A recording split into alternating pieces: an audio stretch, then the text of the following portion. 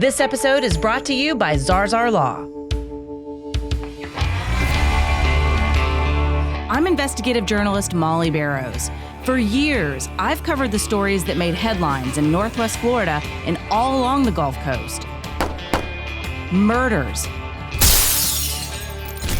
missing persons, and mysteries of all kinds. These cases are far from over for many victims because the full story has yet to surface. Join me for Gulf Coast Confidential, where I dive into the saltier side of the South and expose the lies, greed, and corruption that often weighs down the truth. It's time to turn the tide and get a shot at justice. Hey y'all, I'm Molly and welcome to the Gulf Coast Confidential podcast. With me per usual is Pam Hill. We're excited to have her. And if you haven't already, please like and subscribe. We would love to hear from you too. Just leave a comment or a suggestion about a case or either something you would like us to talk about or something we may have already talked about. We love these What the Feezy cases here on Gulf Coast Confidential. There is always one breaking, brewing, or bubbling up right here in beautiful Northwest Florida and beyond the Gulf Coast because we do not have a market on crazy. We do not. Nope, we certainly don't. And today's episode sadly touches on murder and mental illness. This episode's called Iryna Zarutska Escaped Bombs in the Ukraine to be Murdered on a U.S. Train. This is a story that's been trending nationally as well as internationally, and we wanted to talk about it. Pam can certainly relate to it. If you're not familiar with Pam's sister's story, she was attacked and killed by her then 17-year-old son on Christmas Eve of 2013. He was diagnosed with schizophrenia, and it has been not just the loss of her sister, but dealing with the court system. Brandon Adelot was found not guilty by reason of insanity. Every 6 months, his case comes up for valuation. He has now been released into a group home. He's continually violated the rules along the way. So there's just a lot that we want to dive into when it comes to the system and how it handles people with mental illness. And because this case is such a hot topic right now and a tragedy, we thought we would talk about this and relate it to some of the issues that Pam has gone through herself with her own situation. And if you would like to catch up on those, you can also check it out on our playlist on our Gulf Coast Confidential YouTube channel under basically Brandon Adelot. And there's a whole series that we have done talking about Brandon's case, also related to Pam's former brother-in-law. There's a lot to get into there. But for the here and now, we're going to dive in and talk about Iryna. Beautiful young woman, long blonde hair from the Ukraine, was really so happy to be in the United States, was working 2 jobs, pursuing a degree to become a vet tech, just had a boyfriend. Everything was coming up roses for her. She and her family had escaped Ukraine, only to be killed by a man who never should have been in that position to begin with, on a train, headed home from work, and she just never made it alive because this guy decided that she was trying to read his mind and he was going to stab her to death with a pocket knife. Right. That's what he thought. He thought the man-made materials in his body were giving him the signals that she's trying to read my mind. And she's sitting there, her back is to him. He's sitting behind her and he kind of fiddles around back there for about 4 minutes. He's got on a red hoodie like that.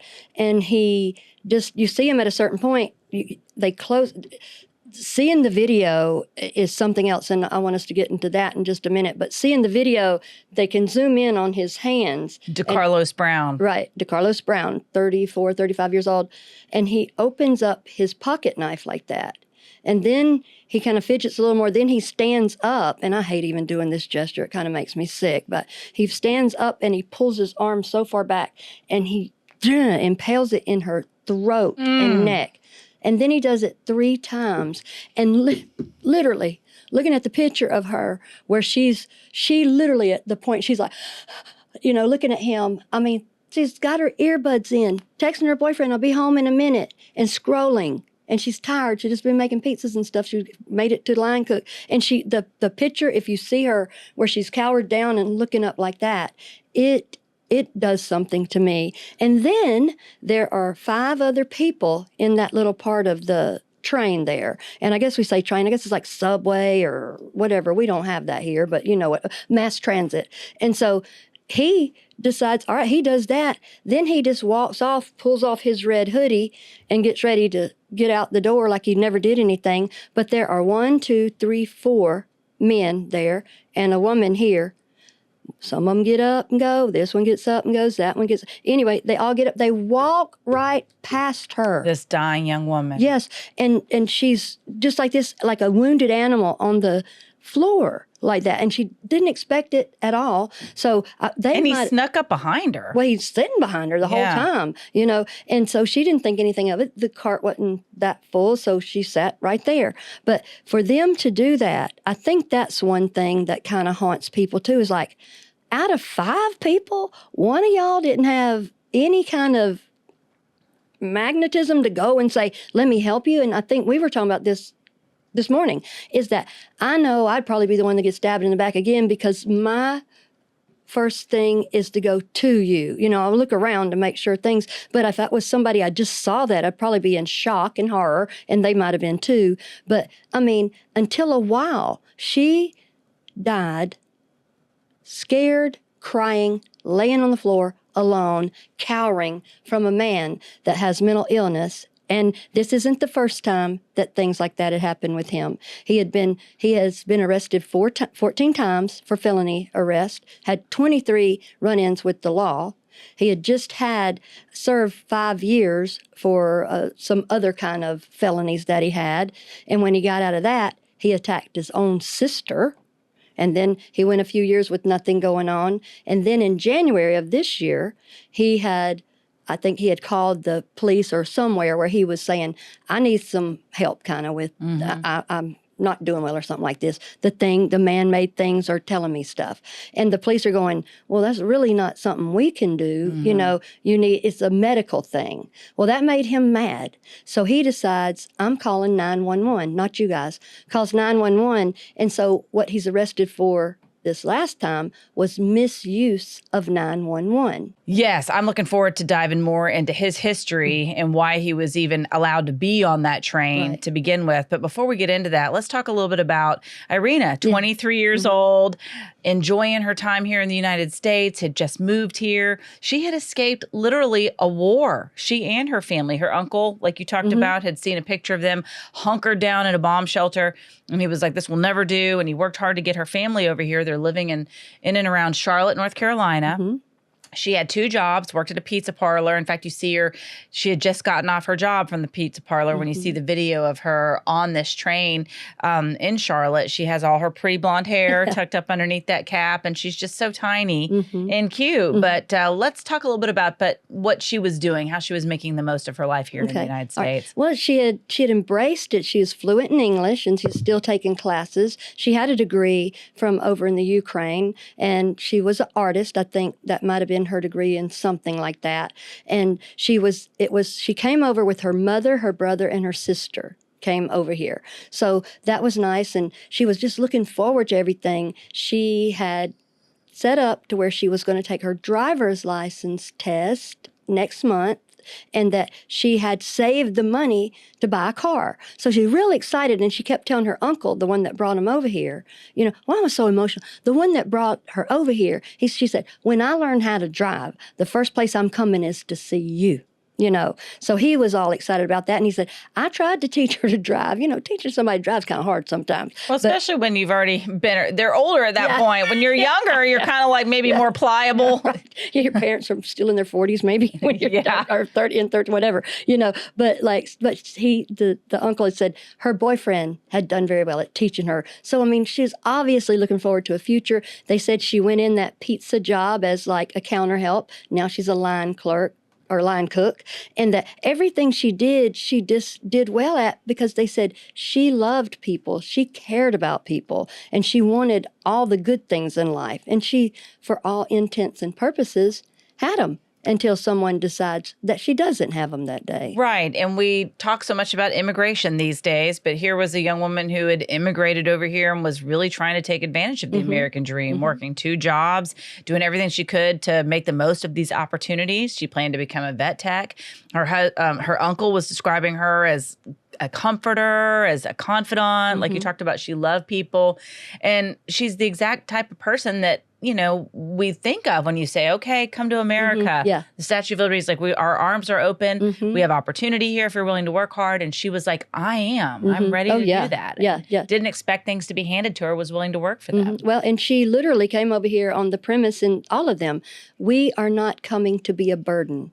We are coming to build. Right. So, they'd only been here since, 2022? Yeah, so, not a long time at all. So, I mean, look at that. I mean, she's fluent in English, they said. It may not have been perfect English, but she was fluent in it. Right. And so, grateful to not be living in a bomb shelter anymore. Right. And it's so sad she was having to use mass transit because she hadn't had her driver's license yet. Right. Or a car, but she was so close. And that's what it is. It's hard to understand when things like this happen. You're like, my gosh, there's no way, I guess, to see around the corner when somebody's going to do something like this. But, and so Brown did have a record, and it does make you wonder, well, why was he there on that train that night? Because she basically catches it just outside of downtown Charlotte, texting her boyfriend, I'm going to be home soon.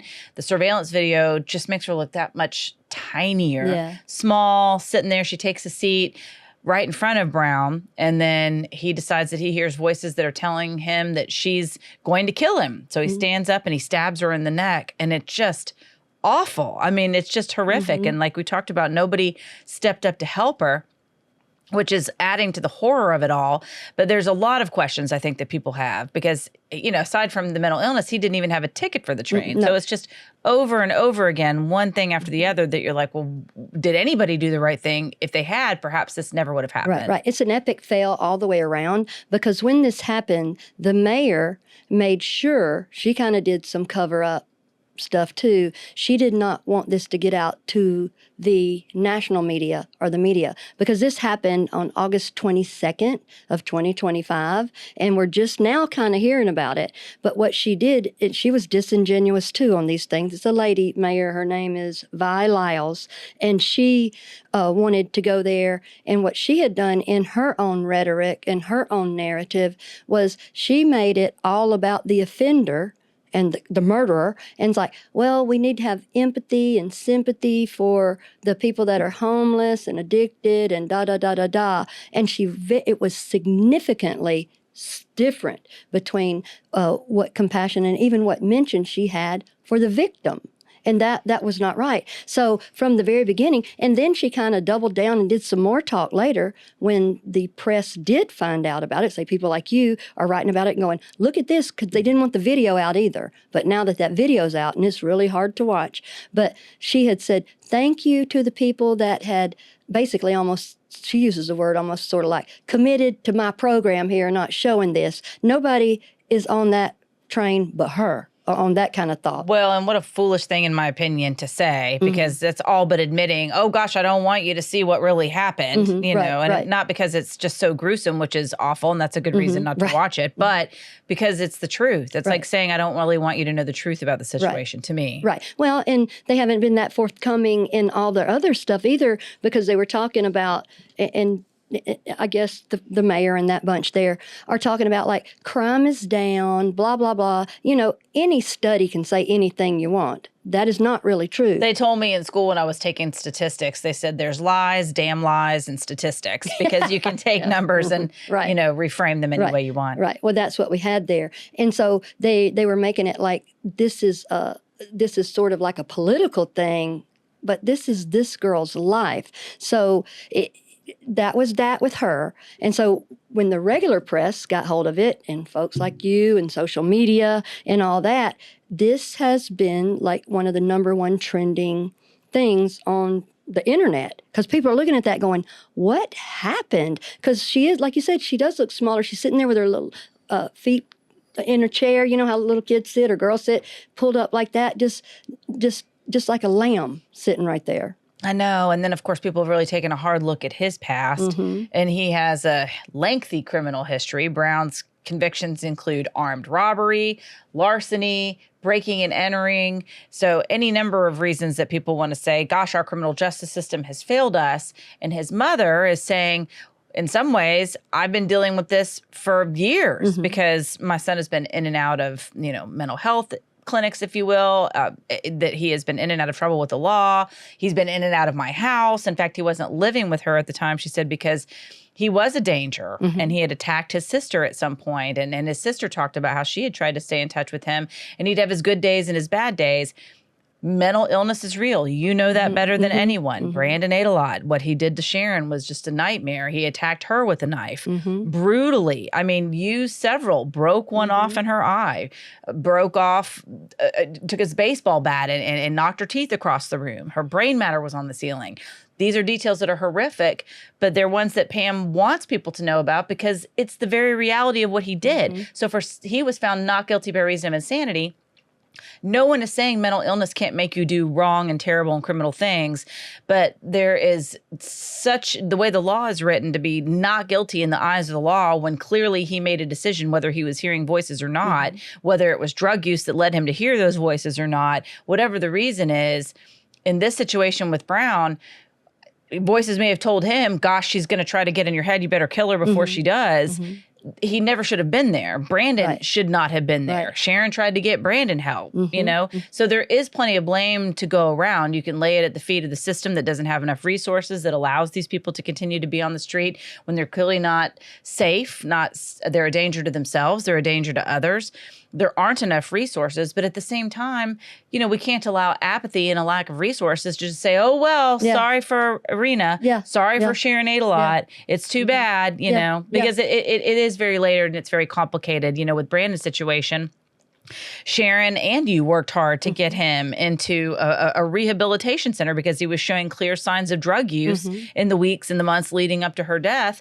He does enter a program, but because he doesn't test positive for drug use, the insurance won't cover it. So his dad used that as an excuse to take him out and then basically continued to gripe about his mother to Brandon. And he blamed her for sending him to a facility and said the voices basically told him to kill her because she tried to, you know, send him to rehab. Make him act right. Well, and the voice in his head was his dad telling him that. So, and also my family had said, we will pay for him to be here because the drug test at some of these facilities, they're very cheap. They don't test for everything. And also, with anything, it depends upon who's giving it. Plus, with my nephew, Brandon, acting so bizarre, talking about, take your Jesus stick out of me, and all this weird stuff he had said and done.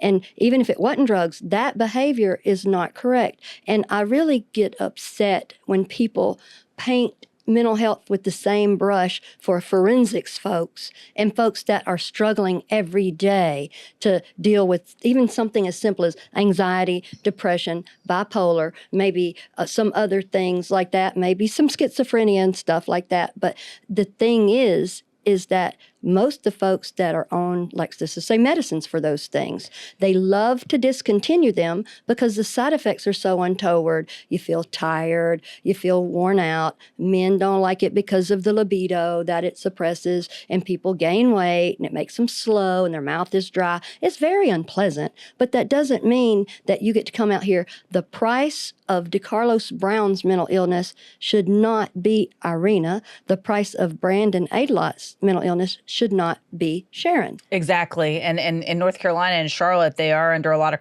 criticism right now for failures of the court system that even allowed Brown to re-enter the community despite his record of mental illness and despite these convictions. So let's talk a little bit about the last time he was before a judge. It was basically for misusing 911. Right. It was misuse of that and basically taking on the police and stuff. He was before, I think the judge's name's Teresa Stokes, and she's a magistrate. So she doesn't hold a law degree, I don't think, but she had, this is so crazy. She had him write something down here. It's a written promise that he'll show up. Now, this is after 14 other times. You know, he's been arrested 14 other times and had 23 other run-ins with the law. So that's her history she's looking at, this crazy lady. And she's looking at that. And then she gives him a cashless bond. So he has no skin in the game, essentially. So she just set that up for her to be murdered. And there are so many politicians, and I don't want to make things political, but so many politicians that are going, you know what? That is wrong. You had every opportunity to do what was right. Now, I think if they would use the thing of, let him come home with me. Can he come home with me? Because we go through that same thing with Sharon, where the judges are like, well, DCF said that. DCF is not the judge. You are the judge because it is up to you. I think that they don't have skin in the game, but I think what these politicians are going to do is make it where a judge is responsible and accountable for these things, because it can't just be a oopsie and, oh, I wonder if McGuire's going to have Hopkins Boarding House fried chicken today, because that's all it affects their life. It affects our life every single time, every day. I have to worry about my nephew getting back out because he's already promised to kill again. He hears voices. He's already promised to have a hit list. He's already promised to kill Biz. And people with brown eyes, we're just SOL. Because he doesn't like us, we're the liars. Right. And Biz is his sister, and the Department of Children and Families is who he was remanded into the custody of when he was found not to bear reason of insanity. So, yes, I know. And the whole system basically works together to just get them out of the system as quickly as possible and back into the community. And it is scary when you see just how they operate. You and I have sat through numerous hearings. The tardiness is rampant, the goofing off, the Zoom calls that occasionally work and sometimes don't, and people eating lunch while you're sitting there trying to talk about it and giggling and stuff. Whether they're doing the right thing or not, it's certainly kind of overshadowed by this overall lack of professionalism that makes you wonder, well, how effectively is he being evaluated? How is his treatment going? And I think there's a lot of questions that are being raised about this as well, because this lovely young lady, 23 years old, had a degree in art, loved to design, loved to nap, was embracing life in America, looking forward to building one here. And it's all snatched away from her because of flaws within our criminal justice system, because of flaws within our mental health system. And if nothing else, maybe her sacrifice will be some positive changes. And I do understand these politicians that say, okay, judges, there does need to be some consequence. I'm not for just black and white. Well, you made a decision and that's wrong, and look what happened, and now we're going to hold you accountable. But I do agree with the degree of accountability, almost like what you see with officers, like with the George Floyd case. They were eventually charged for how their behavior was. It led to his death. It was unnecessary. They violated their own police conduct code. So when a judge is not following the law, there should be consequences other than just from a review of your peers, other than just a judicial commission or something overlooking. And that's important too. But I don't disagree with this attitude of like, hey, if you haven't followed your own laws, if you haven't abided by our own rules, then you should be held responsible for what happens. She shouldn't be charged with murder, but may be held accountable for not following her own rules. Well, they're going to go back and review every case she had too, because this has made people so upset, because I get it. I totally get it, because there you are in a situation, and the judge or magistrate or whatever, they're just, if you're that impotent in your wisdom and decision, don't be a judge or a magistrate. And certainly don't give people, I will not talk, I will not talk, I will not talk, I will not talk, little sentences to write on the board, and then a cashless thing. You cannot tell me this lady does not have good decision-making skills. If you can look, and he's had 14 felonies that he's been arrested for, and the one before the misuse of 911 was for attacking his own sister, and his own family doesn't even want them in the house. He's on the streets. So how is this everybody else's problem? And how does one Iryna have to pay for this before anybody gets their head around this? I know. Well, hold that thought, Pam. Let's just take a quick moment when you talk about why does she have to pay for that. So many people do end up getting injured through no fault of their own. Thankfully, it's not a criminal crime in some cases like what she experienced, but there are cases of medical malpractice. There's cases of DUI manslaughter. You name it. There are lots of ways that people can become injured, and we are grateful and thankful to Joe Zarzar, personal injury attorney here in Pensacola that represents cases here and well beyond, Zarzar Law, and they do fight for people who have been injured through no fault of their own. And when you are seeking justice and you're seeking answers, whether it's from the court system, whether it's from any institution that may be responsible for what happened, Joe Zarzar is willing to fight the good fight, if you will, up against people that are bigger, the David and Goliath classic example. Sometimes those insurance companies or a business or whoever you're up against has deep pockets and the resources to make your life difficult, even if you're in the right. So you need somebody who's willing to fight for you, who knows the law, who knows how to get the answers that you're looking for and to find justice. And so we are thankful that Joe Zarzar is a supporter and an advertiser of Gulf Coast Confidential. And if you ever need a personal injury attorney, it all starts with a call to Zarzar Law and a consultation, and they can help put you on the path, hopefully, to finding the answers that you need. It gives me hope that, because I mean, sometimes you don't know where to go. So at least start with a call. Yes. All right. Well, thank you so much, Zarzar Law, for your support. And moving back on to Iryna's case, it's sad, too. I do feel bad for Brown's family. His mother and his sister did the best that they could. And I've covered homelessness in my community for years here in Pensacola. I've covered many mental health issues. They go hand in hand with drug addiction. They go hand in hand with some people just having mental illness issues without the drug addiction or the alcoholism. But often they self-medicate with those, and it aggravates the situation and makes it worse.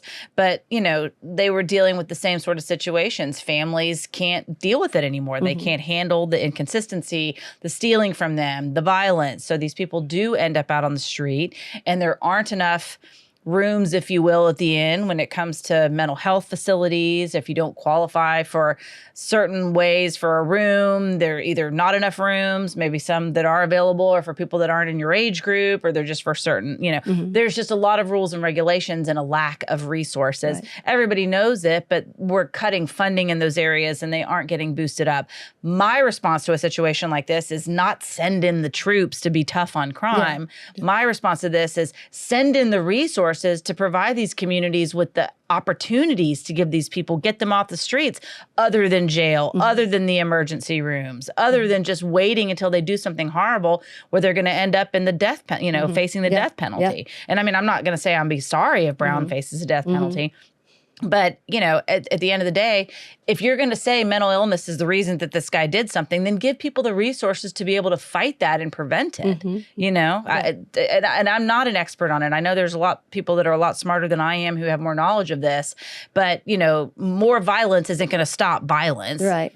More force isn't going to stop people from using force. If you're mentally ill, then there needs to be a mental ill approach to that. And it also starts with accountability and acknowledging that these people did something horrible, and also that they're capable of doing something horrible and dangerous before it happens. Right. And don't be afraid to try something. If he needs to stay in jail a little longer till you do find something else out, so be it. Right. The one thing I do not agree with is, I set him free. We don't know what to do with him. We don't either. And nobody should have to live their life out here scared. If y'all don't know what to do with him, lady on the train doesn't know what to do with him. And then they say that the mayor and this Teresa Stokes, the magistrate, they're very lean toward that recovery and all that. And I'm a recovery person. I love recovery. But the thing is, you don't do your recovery at other people's expense. But it is sort of like there's always money involved, the pipeline to where. And this judge has some affiliations with some addiction centers and some recovery centers and stuff. But you can't, I'm a pretty open-minded person, but I'm not going to be out here bleeding heart going, is all y'all going to pay for it? Because I decided that I'm going to be uber tenderhearted about that. I know what you can do. You just tried to hurt your sister last time, and you've been up here 14 other times. Just for the fact that he'd been there 14 times, should have told somebody with good sense to go, nah, he ain't getting out again. I know. Well, it breaks my heart for Iryna and her family, especially when she was all the things that you look for in someone that's trying to make a new life in this country, and she was dedicated to the cause. But hopefully this situation, if there is any silver lining at all, that it will be to raise awareness for the need for more resources and to plug up those holes in our failings in the criminal justice system and in the system for providing mental health to people who need it. Right. And then one thing Iryna's family was like, because there wasn't adequate security there, that now they're going to put some security in, and now they are asking that this doesn't happen again, that they have even more security there and other checkpoints, and they said they're going to have policemen and security on ATVs and bicycles and stuff. They just got fat and lazy. They didn't want to do stuff because this old girl, that's the mayor, just decided, I'm just going to go over here and say this little stuff over here is the popular stuff to say or something. But it's really not. Everybody knows it is a, fried, died, and laid aside lie, because none of that was true. We can all look at statistics and see. So there's that. And then he shouldn't have been on there. He didn't have a ticket. He shouldn't have been on there anyway. So there's plenty of things with that. Lots of ways to cut corners. Right. And how come nobody helped? I just don't get that. At the end there, I think some other people came, but she died. She died right all there. Alone. Yeah, at where her feet were in her chair. And the fact that she had to, look back at him and, that haunts me because I think of my sister looking at her killer, her murderer, and going, why? What's happening? So certainly if you have mental illness, I'm sorry, but you don't get to kill people. Mental illness doesn't equal forensics, because there's plenty of folks out here with mental illness that they take their medicine, they do their groups, they do what they have to do. And I understand sometimes some people aren't capable of putting that in their head, but their families have to. Sometimes if their family's not willing to do something, why is everybody else in the USA? Come on now. You got to help where you can a little bit. And I think a lot of people have been touched by this story because she was so beautiful, because she's so tiny. When you see her in that surveillance video with all her pretty hair tucked up underneath that hat, texting her boyfriend, going to be home soon, but she wasn't. She ended up dying basically in a puddle right there where she sat down. And this guy just waltzes off the train like nothing ever happened. And people are walking around her as if nothing ever happened. And I think there's just so much that has probably touched the hearts of people. And so the response, I think, has been touching. The murals that have been painted of her, the people that are fighting for justice for her. And I applaud that their hearts go out to her family. And I hope that brings them some comfort to know that even though this country allowed a man like that to do what he did, that maybe the silver lining, like I said before, the upside will be that changes are made that can benefit others and prevent this from happening to other families. But that people can also see, she is the story of an immigrant, her whole family of who we do want to see do well and work hard. This is why we have the immigration laws that we do in this country, to allow the people the opportunity to come in and be safe and build their lives. And unfortunately for her, she was taken down by a person who is an example of the holes in our very system. So I would like to see those holes plugged in a way that doesn't create more divisiveness, but that actually creates unity and hope and healing for other families who are also dealing, like the Brown family did, with a violent family member who suffers from mental illness. That's what her family wants too, I think. She just came over here for peace. Yeah, a little thing.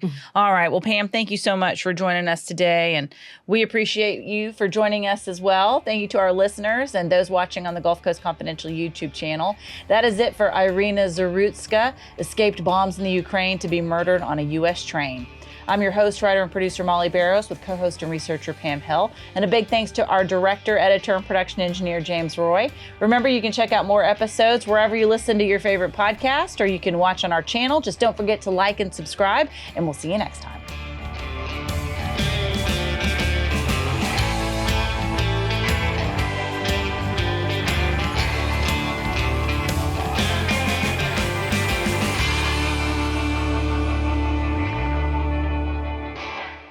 This episode is brought to you by Zarzar Law.